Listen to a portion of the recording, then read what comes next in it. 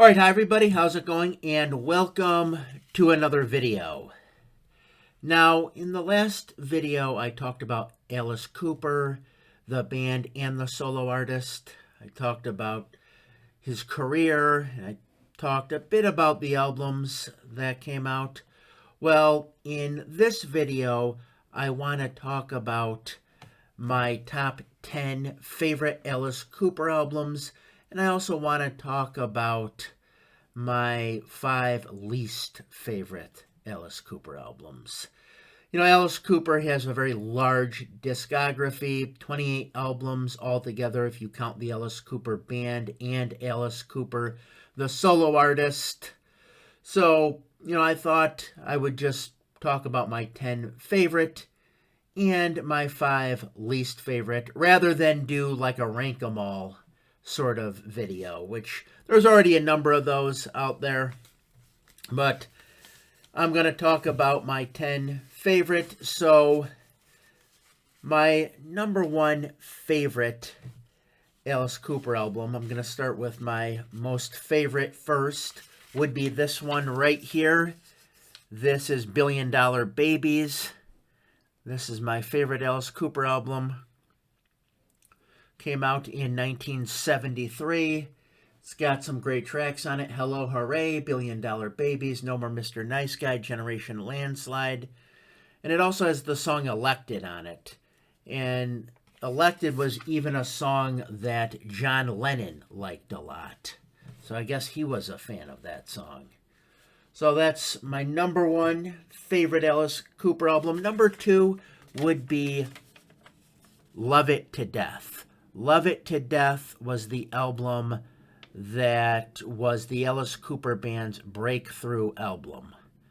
They already had put out 2 albums, Pretty's for You and Easy Action, and, they needed a hit at this point. They needed something that would really be, a hit on an album, and they got it with I'm 18, but you also have other songs on here as well, like the Ballad of Dwight Fry.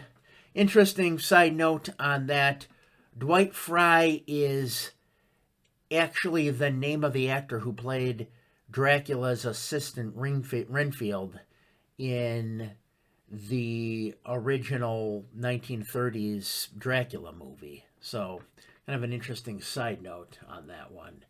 But, yeah, you also have Black Juju on this album. It's kind of like a Doors song. It's a longer song. So, yeah, definitely like that album. That would be my number 2 most favorite Alice Cooper album. And like I said, if it weren't for that album, if it weren't for this album, Love It to Death, the Alice Cooper Band might have been done, because there were a lot of bands from the late 60s and early 70s that were one and done or two and done. Maybe they put out 1 or 2 albums and then they were gone.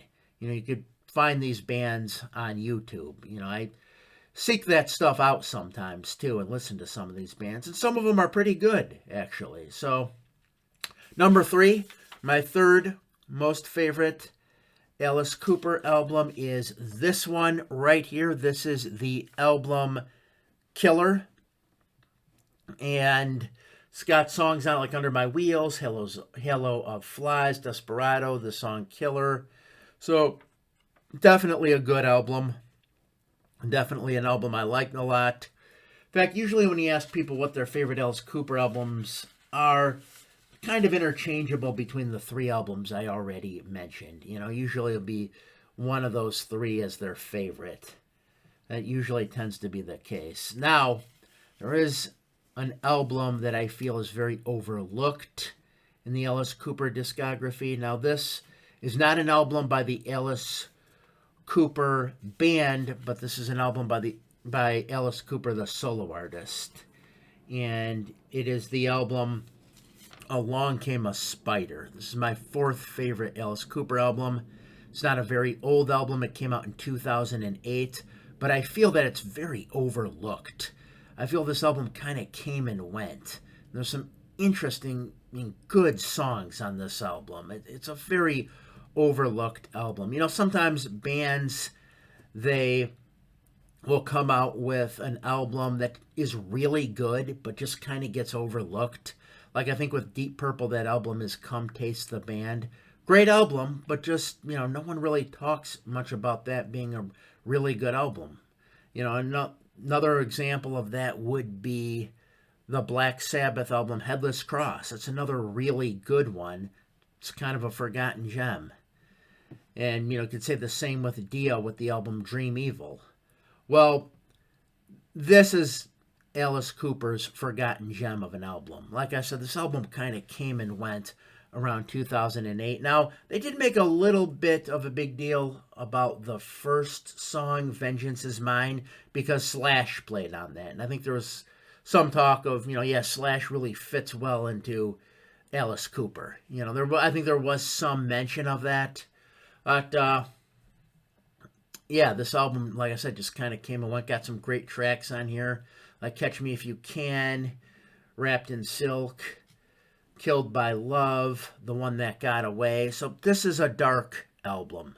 You know, this is definitely a dark album. It is in the older style of the Alice Cooper band. It is kind of in that 70s, it's still in that 70s style, but it's dark. It's not, a lot of Alice Cooper albums will be kind of tongue-in-cheek, and this is just a darker concept album. It's about a serial killer who is killing people and taking their legs, or one leg from each of his victims, and constructing this human spider, but then he falls in love with one of his potential victims, and he can't go through with completing this, you know, spider that he's constructing. So, yeah, that probably his darkest albums. Probably his darkest album.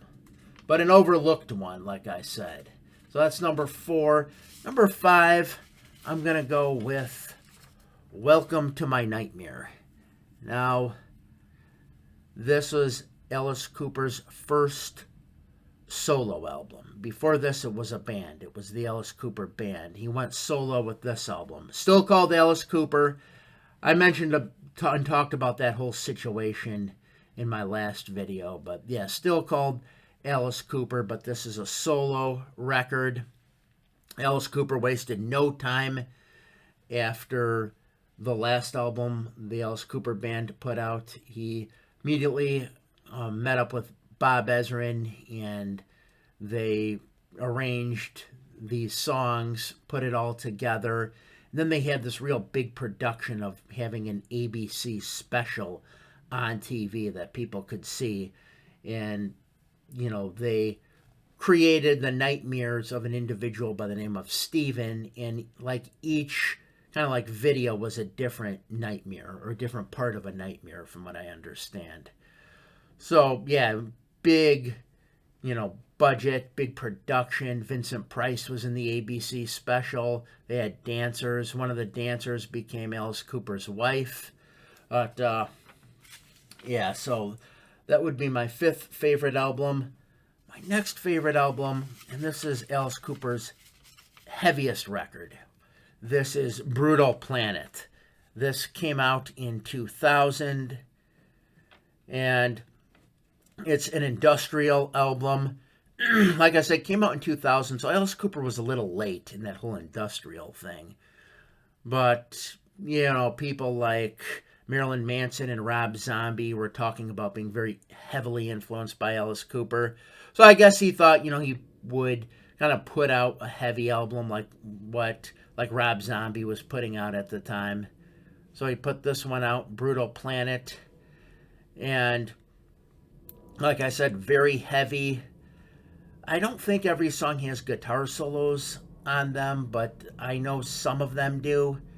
And, you know, I do like guitar solos. I know at this time some bands weren't putting guitar solos on albums. And, you know, I like the fact that there are guitar solos on this, because I do like guitar solos myself. So I do like the fact that they're on this album. But, yeah, very heavy record. The heaviest album he ever put out. Okay, so that was 6. Number 7 will be this one right here, Raise Your Fist and Yell. This came out in 1987, I believe it was. Kip Winger plays bass on this. The guitarist is Kane Roberts. He, from what I understand, wrote a lot of songs with Alice Cooper and basically gave him more of like a glam metal sound, because before this album he had gone kind of in a new wave direction. But yeah, here he's got like a glam metal sound that I feel he fit into much better than he did the new wave sound. But some good tracks on here. You have like Prince of Darkness, Freedom, Roses and White Lace, which I believe the Alice Cooper Band plays live nowadays. But yeah, just a really, just a pretty good, just a good album. A good album from Alice Cooper. So that was number 7. Number 8 right here is this album. This is Paranormal. This album came out a few years back. I think it was 2017. So it's a more recent album, but yet it's still, Alice Cooper's gone back to his roots with the Alice Cooper Band.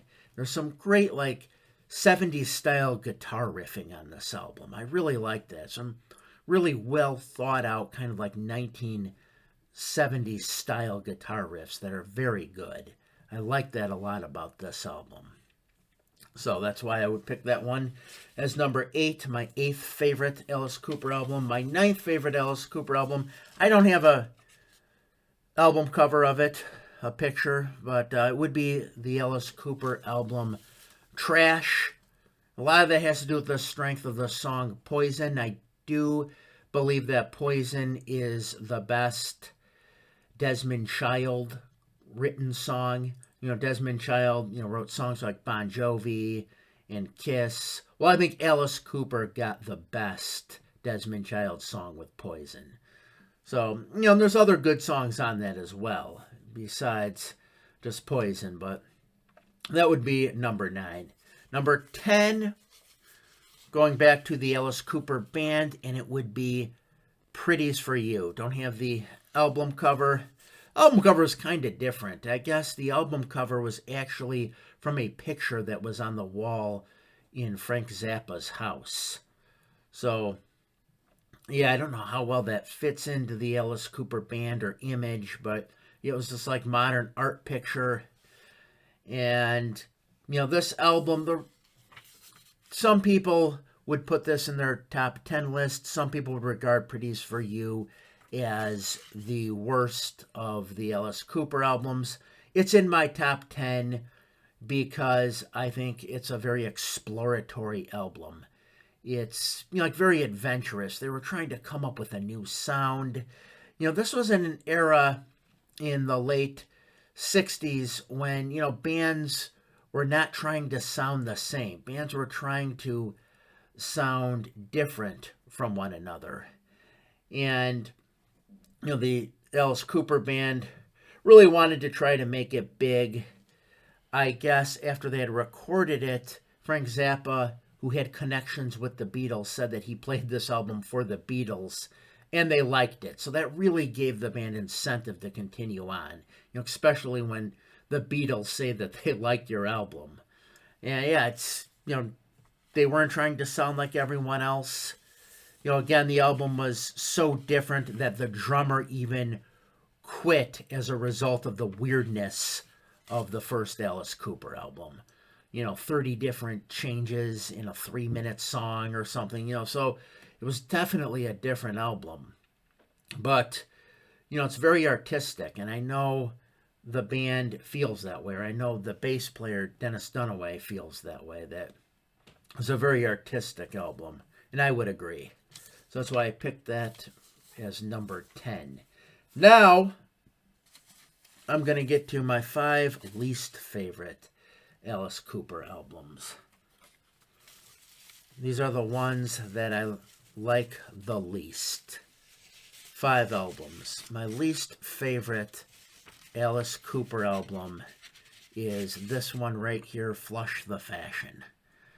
The reason why I don't like this album is because it just doesn't fit the Alice Cooper image and sound at all. I felt like at this time they were trying to kind of morph Alice Cooper into kind of like a Gary Newman type new wave character, and I don't think that worked for him. I think a hard rock or heavy metal sound fits him much more, and has been proven to fit him much better than the new wave sound.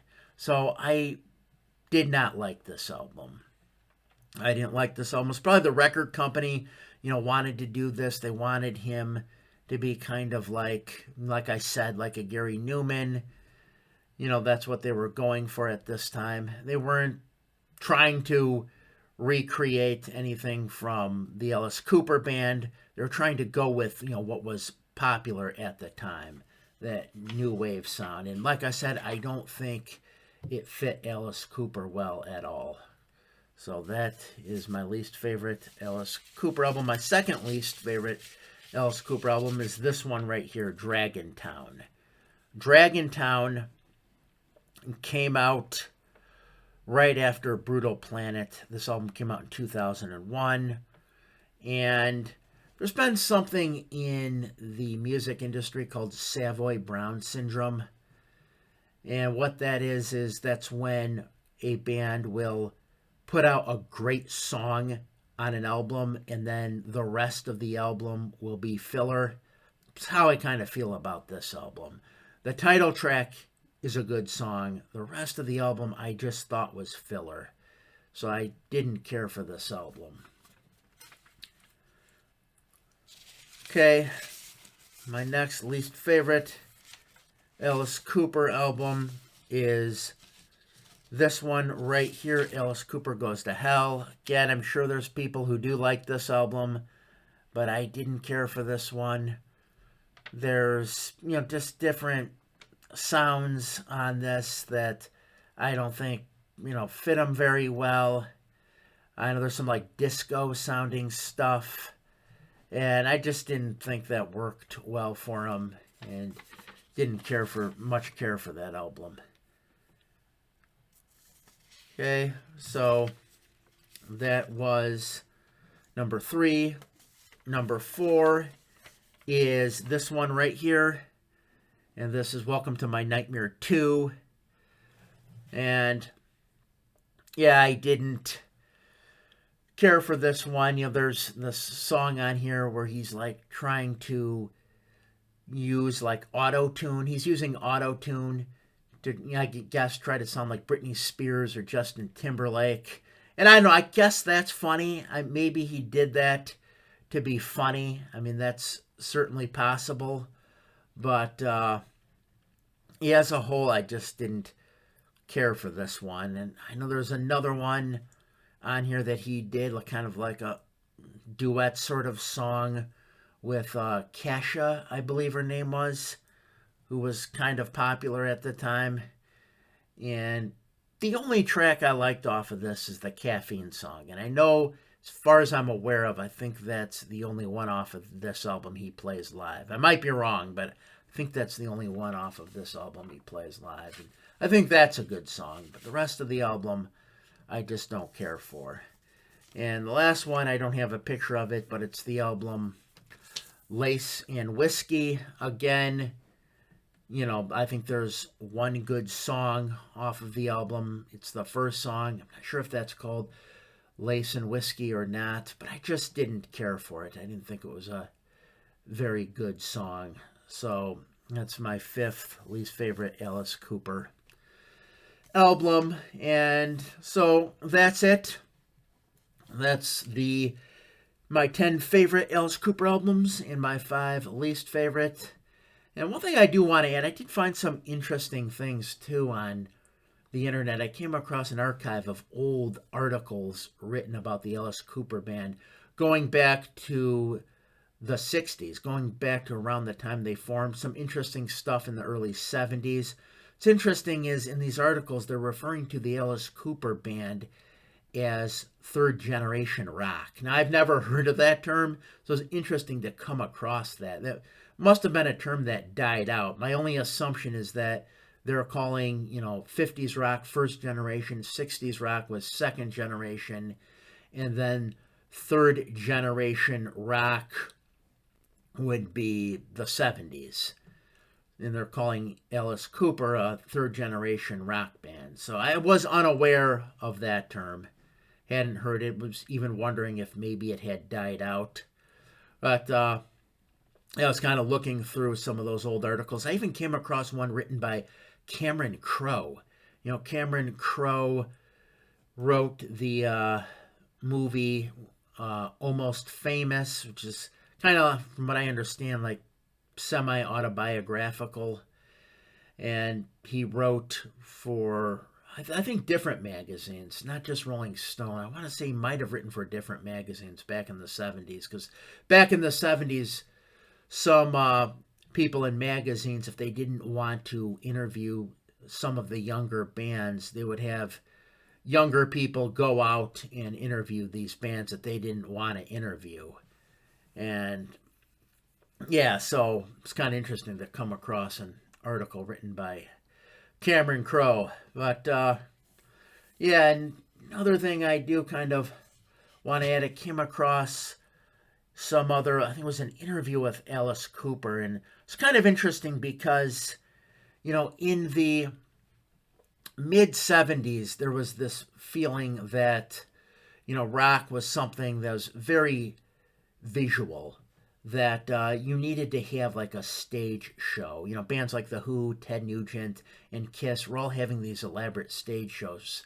So there was a sense that, the way that people performed in the 60s with like t-shirts and jeans, that was done. Now you had to have an elaborate stage show because it was a television generation, a visual generation. So you needed to give them something visual, that the music wasn't enough. They had to have a visual thing. That's interesting. I don't think that's true.